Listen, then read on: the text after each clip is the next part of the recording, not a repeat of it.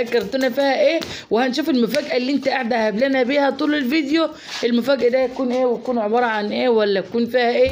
السلام عليكم ورحمه الله وبركاته. ازيكم يا كل حبايبي، عاملين ايه؟ وحشتوني جدا جدا جدا. كل سنه وانتم طيبين بمناسبه شهر رمضان. ربنا يعود الايام عليكم بخير، شهر كريم عليكم يا رب، مع الامه الاسلاميه يا رب جميعا بكل الخير. انا فين دلوقتي؟ انا راكبه القطر الروسي، يا ولاد. يعني القطر الروسي مش اي حد بيركبه، التذكره بتاعته 15 جنيه.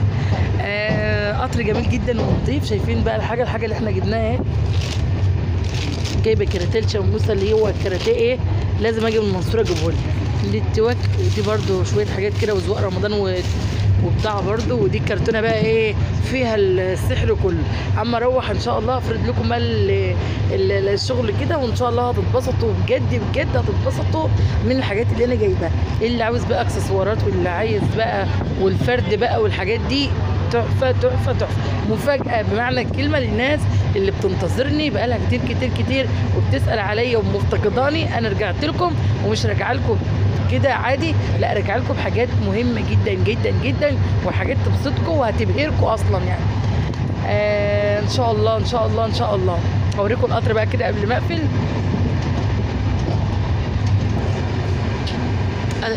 جميل ونضيف ومرتب كده، ايه حاجه كده نضيفه. حصرتي شوفوا بقى المناظر بتاعتنا، مناظر الارياف. اصلا الناس كتير مفتقده الارياف، مفتقده جو الارياف بجد بجد. احنا هنا فعلا في الارياف يعني اكتر الناس كانت تحب اللي هي المدن. يعني كانت الناس تنقل من هنا من الارياف تروح المدن على اساس هي احلى وكده. بس في الوقت اللي احنا فيه ده، الناس في الارياف عايشه احسن من اللي عايشه في المدن.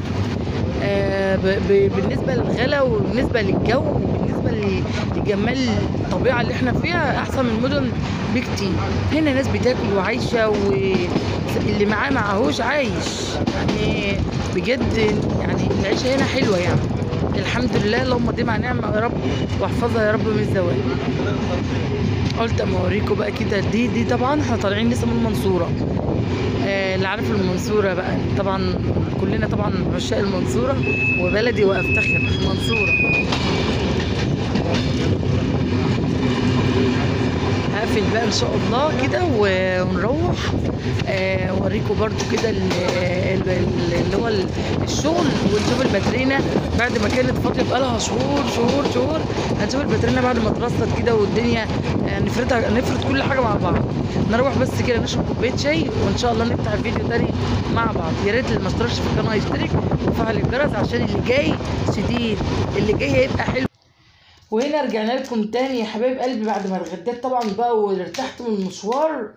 هنا بقى اللي هو الكريم اللي هو السوري، اللي هو الفيرند، هو اسمه قماش. فهو حلو. فقمت رايحه جايباه. جبت برضو منه كميه لان كان زمان ما عادش في المحل منه. وجبت كمان هنا الدبابيس دي اللي هي للبروتين. وجبت برضو اللي هي الدبابيس الطرحه والمشطات دي برضو اللي هي دي ده سيليكون. وهنا دول للاستشوار، ودي الشاط حديد ايه للشغل بتاع البروتين. ودي هنا برضو الشفرات الرجالي. وده بقى غطا كده بتباع غطيان كده، لو عندك غطا الايد بتاعته بايظه فبتركب. دي الحلقانه اهي، الحلقان البريمه باشكالها. ناس كتير جدا جدا جدا سالتني على الحلقان اللي هي البريمه.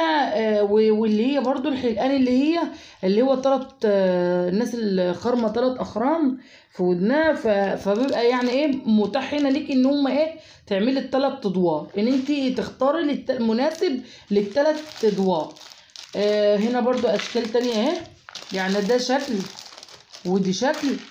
شايفين الاشكال وشايفين ده، الحاجات دي بتبقى رقيقه جدا وشكلها شيك كمان في الودن. واي حلق ب5 جنيه، يعني الحلق ده ب5 جنيه، والحلق ده برضو شايفين كيوت كده. الحلق برضو شكله جميل اهو. وهنا برضو حلقان برضو اهو، اللي هو يعتبر طقم على بعضه. الكيس ب15 جنيه، فيه 1 2 3 حلقان. وهنا برضو حلقان برضو نوعيه تانية اهي.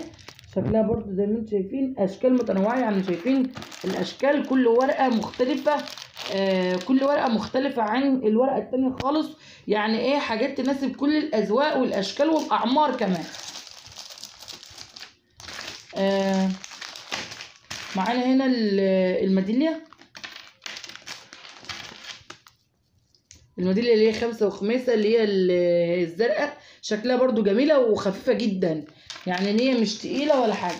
هنا برضو هنا القطع اللي هي القطع كده تدي ريحه للهدوم.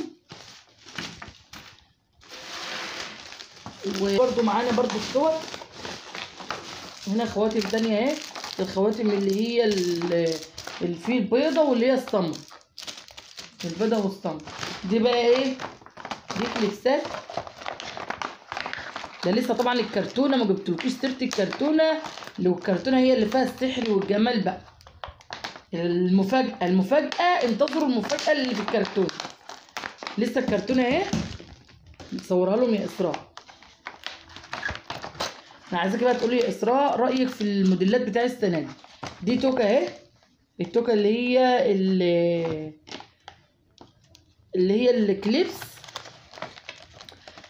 طبعا انا جبت النهارده السنه دي من شركه تانية غير اللي انا كنت بجيبها، اللي هي ايه، شركه تانية في المنصوره. عايزاكم تقولوا رايكم في الكومنتات. دي اللي هي العضاده،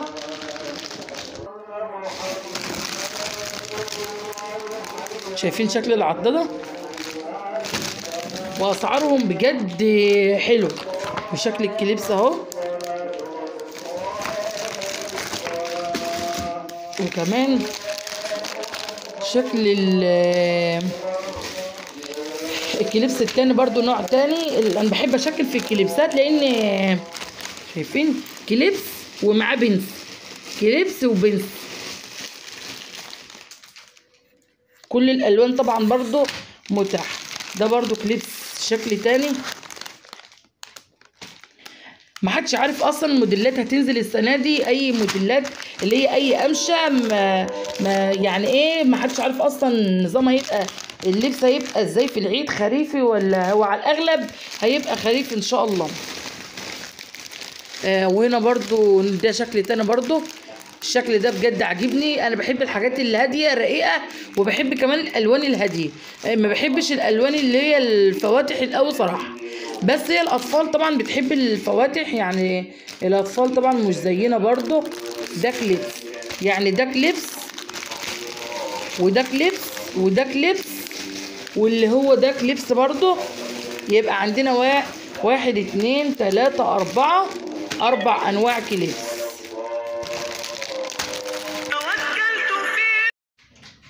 هنا كمان التوكه الاستيك اهي جايباها برضو جديده، فضيتها هنا في العلبه بتاعتها.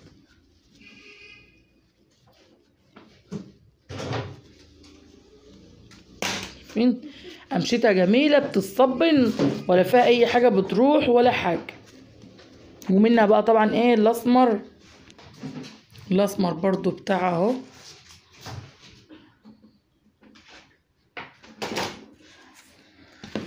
تعالوا بقى نشوف ايه كمان بقيه الحاجه اللي معانا.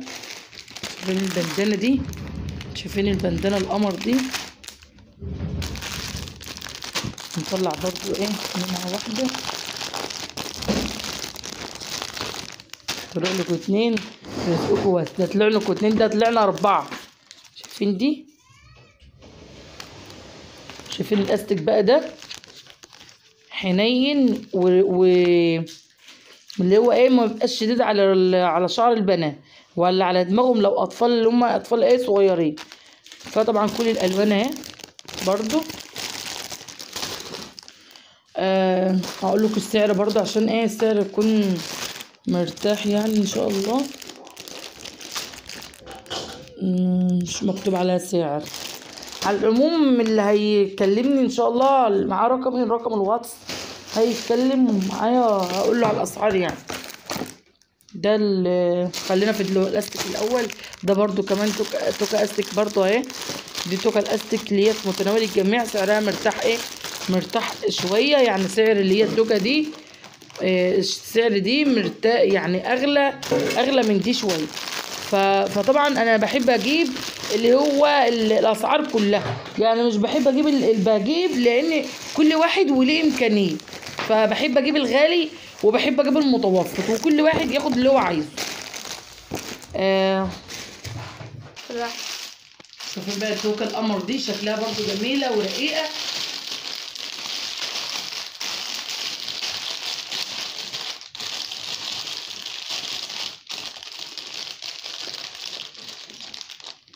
اهي 2 في بعض، كل كارت فيه 2. للناس اللي بتحب بقى ايه، البنات اللي بتحب الضفاير او يتعملوا ايه زعرورتين. كل الالوان طبعا موجود منها اهي، وبرده حاجات متينه. ما بحبش الشغل اللي هو الشغل يا جماعه اللي هو بيتعمل له اللي هو قصاقيص وبتتعمل تيوه. لا انا ما بشتغلش في الحاجات دي، وربنا شاهد عليا عمري ما اشتغلتش عمري في اللي هي القصاقيص اللي بتتصنع من اول وجديد دي. انا بجيب شغل نضيف، يعني لان انا بحب توك العيد بالذات تكون شغلها مختلف عن عامه. انا عمري في حياتي ما اشتغلت الا بكده برضو، بس اللي بجيب طول السنه اي شغل مش هيجيب في العيد الا شغل نضيف، لان الواحد ما يبقاش جايب طقم بالشيء الفلاني ويروح يعك في التوك. يعني دي التوك طبعا مش هننسى الرباط، اللي هو الرباط اللي هي الاساسيه اللي بتربط بها الشعر، وهي دي الاساس يعتبر. وده التوك بقى الجميل العسل التحفه، التوك التحفه. دي الدستة اللي هي التواء. شايفين التوق وشياكته وجماله، اصلا بيتكلم عن نفسه. شايفين؟ وده اللون بقى المستردة التحفة. دايما الحاجة الحلوة بتتكلم ايه؟ بتتكلم عن نفسها، مش محتاجة ان حد. والحاجة الحلوة برضو بتبيع نفسها، يعني الحاجة الحلوة النظيفة بتبيع نفسها، والغالي تمنه فيه لعلمكم. يعني كل الالوان اهو، عايزه ابيض فساتين بقى، يعني اللي انت عاوزاه موجود. كمان معانا هنا اللي هي الطبعه بتاع الحنه، من زمان ما جبناهاش. ومعانا التوكه هنا دي ب10 جنيه. معانا هنا منها برضو كميه، بس العلبه اتفتحت. ومعانا هنا الدبابيس اللي هي بتاع الفورمه، اللي عايز يعمل فورمه بقى في العيد. ومعانا هنا اللي هي التوك العسل دي بقى للبنات الصغيره، الاطفال الصغيره اللي شعرها خفيف وجميله وجديده، والبلاستيك بتاعها برده من نظيف، مش من البلاستيك اللي هو برده معمول له اعاده تصنيع. لان البلاستيك اللي بتعمل له اعاده تصنيع التوكه بتقوم راحه مفرقعه، يعني تيجي تعملي كده تلاقيها مفرقعه. انما دي جامده ونضيفه. انت اصلا لما تيجوا لو جيت ومسكتوها هتعرفوا اللي هو ايه الكلام ده. ده حاجات بقى انا ايه خاصه بيه.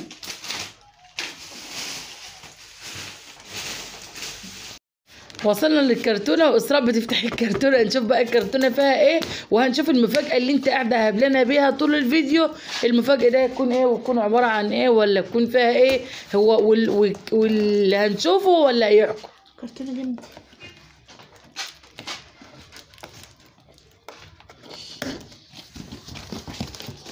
بسم الله ولا حول ولا قوه الا بالله.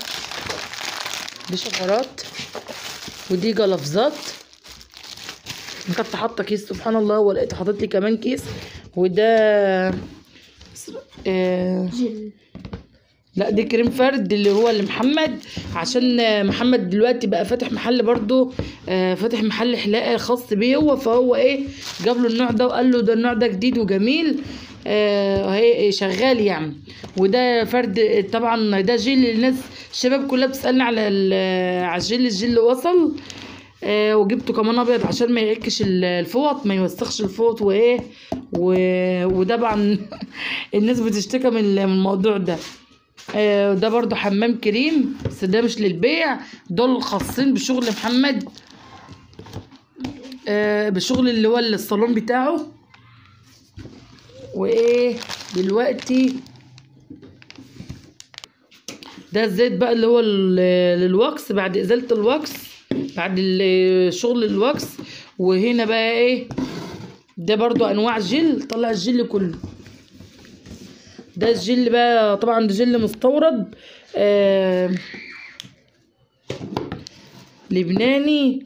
وده طبعا حاجات فاخره يعني، وحاجات غاليه من اللي هي يعني ده حاجه والفريش حاجه. وده برضو طبعا برضو غالي برضو، اللي هما التلاتة دول اغلى من دول. دي اللي هي جلات خاصه بالرجال الحاجات دي. ده طبعا برضو صبغه للشعر، اللي هي برضو الشعر الابيض.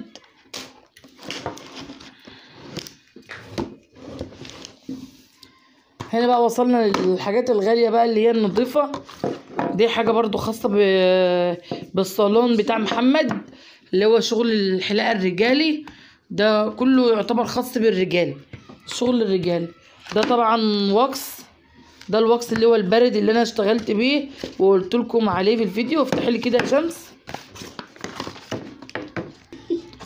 الوكس ده مكعبات اهو.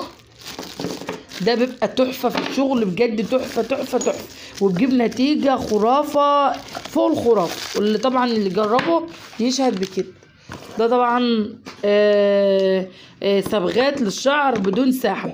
الصبغات دي حاجه نظيفه وحاجه عاليه، حاجه يعني فاخره، حاجه تتحط على الشعر امنه وجميله ومحدش يقلق منها خالص. دي جميع جايبه كذا درجه، كذا درجه للشعر. وده طبعا برضو اللي هو الاسمر للناس اللي هي ايه عايزه، اللي هي بتبقى مثلا عايزه تعمل شعرها كله اسود ومش حابه اللي هي الاكياس دي. فانا جبت البديل ده، بديل اللي هو الاكياس الحنه العاديه. فهو انا جبت البديل ليها دي كذا، دي كده. وطبعا في حاجه كده حلوه للشغل، اللي هي تثبت الحنه السمراء على الشعر ما تخليهاش تسحب بسرعه. دي لون اللي هو في البنيات والبندقيات. ده طبعا شامبو بلسم. كانت تعالوا بقى هنا للحاجات اللي هي طبعا كل اللي انت قلتيه ده طبعا ماهوش زي ما انت قلتي لا حاجه من الاخر، ولا فاخر، ولا مفاجاه السنين، ولا حاجه. معانا هنا البروتين وجايباه عليه خصم. ان انا مثلا كزبونه المحل والنوع ده نازل جديد، وناس كتير جربوه كانوا في المحل هناك ومجربينه ومشكروا لي فيه جدا. فانا قلت بقى اجيبه واجرب شغله. وعايزه كمان اقول لكم ان السعر بتاعه حلو جدا. ويعني اللي بخاف من البروتين، احنا قلنا الفرد الايطالي هتكلم عن الفرد الايطالي والبروتين ده والترميم والدنيا دي كلها. بس انا بقول دلوقتي على الشغل، وان شاء الله اعمل لكم الفيديو التاني بتاع اللي هو البروتين والترميم والكلام ده. المهم انا جبت البروتين وجبت اللي هو الترميم، عشان يبقى معانا هنا البروتين والترميم. لو عايزه تعملي ترميمنت، ولا عايزه تعملي بروتين، ويبقى معاكي هنا الاتنين مع بعض. تشقير كل الالوان، صبغه شعر سمرة برضو. يعني طبعا معاكي يعني كل اللي انت محتاجاه او اللي انت هتحتاجيه او تحبي ان انت تعمليه في شعرك. وطبعا حاجات امنه، ويكون حاجه نظيفه، ما تكونش اللي هي حاجه اي كلام يعني. بودرة التشقير دي اقسم بالله اغلى من البودرة اللي احنا الكوافيرات بتستخدمها 3 اضعاف الثمن. بس انا عاوزه اعمل حاجه نظيفه، عشان اما اعمل حاجه في الشعر ما يتهلكش. انا عايزه الشعر يجي معايا ويكون نتيجته على الشعر حلوه، بحيث اللي يعمل مره يعمل تاني 1000 مره وهو مطمن وهو مبسوط بالنتيجه على شعره. مش ان انا اعمل مره وابوظ الشعر. برضو معانا هنا احنا بنعمل طبعا بروتين، وعارفين اكتر الناس اللي بتعمل بروتين وهم عارفين الكلام ده اللي سامعيني بيقولوا بيشتكوا من الشعر بيتساقط، وكمان بيبقى فيه قشره كتير.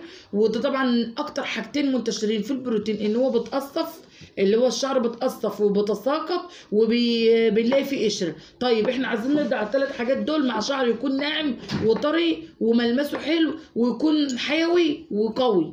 طيب احنا نعمل الحاجتين دول زي ما قلت لكم بنسب انا عارفاها، ده شغلي وانا هظبطه. وكمان النوعين دول الحاجات دي بتمنع بقى القشره والتساقط، وبتقفل المسام على الشعريه وبتخليها الشعريه ما تقعش وما تتقطمش، وبتمنع القشره جدا خالص. يعني بتحط قبل البروتين، انا بحطه على الشعر قبل البروتين خالص، وبعد كده بسحب البروتين اللي انا عاوزاه. معنى كده ان انا خلاص دلوقتي الحمد لله الحمد لله بفضل ربنا وبفضل دعواتكم المحل دلوقتي جاهز من صبغات وبروتينات والبضاعه برضو وتوك العيد. فان شاء الله نجهز لاستقبالكم جميعا، تنورونا وتشرفونا. بتمنى الفيديو يكون عجبكم وكل الحاجات اللي انا جبتها النهارده تكون عجبتكم. وجبت كمان هنا بقى ايه اللي هو السيرم، برضو حاجات سيرم تناسب برضو بعد الشغل اللي عايز سيرم. وكمان لسه هروح اجيب مجموعه اللي هو الزيت، اللي هو الزيت الخلطه اللي انا بجيبه برضو لسه ان شاء الله هنروح نجيبه. وهنجيب كمان بقيه الكريمات والزيوت والحاجات اللي احنا هنحتاجها هنا في المحل، او اللي انتوا ممكن ان انتوا تحتاجوها ان شاء الله قريب. ربنا ان شاء الله يسهل. بتمنى اللي ما اشتركش في القناه يشترك وفعل الجرس عشان يوصل له كل جديد. وبتمنى كمان تحطوا لايك عشان الفيديو يوصل لكل المتابعين وكله يشوف الجديد. وكمان رجاء بسيط بقى، اللي عنده اي استفسار او اي حاجه تخص البشره او الشعر، او انت عايزه تعملي اي حاجه في شعرك، طبعا انا في انتظار اسئلتكم وكل يشهد بكده. انا بجاوب على كل الناس وكل اكتر متابعين من كل منطقه في مصر ومن كل الدول العالم بتكلمني، واي سؤال انا طبعا بجاوب عليه. المهم ان انا اكون عند حسن ظنكم، وان انا اقدر ان انا افيدكم. يا رب دايما تكونوا في احسن صحه وفي احسن حال، ورمضان كريم عليكم. ربنا يجعلها ايام كريمه وسعيده، وكونوا كل سنه وانتم طيبين، وكل سنه وانتم الى الله اقرب وعلى طاعته ادوم. وبحبكم في الله، والسلام عليكم ورحمه الله وبركاته.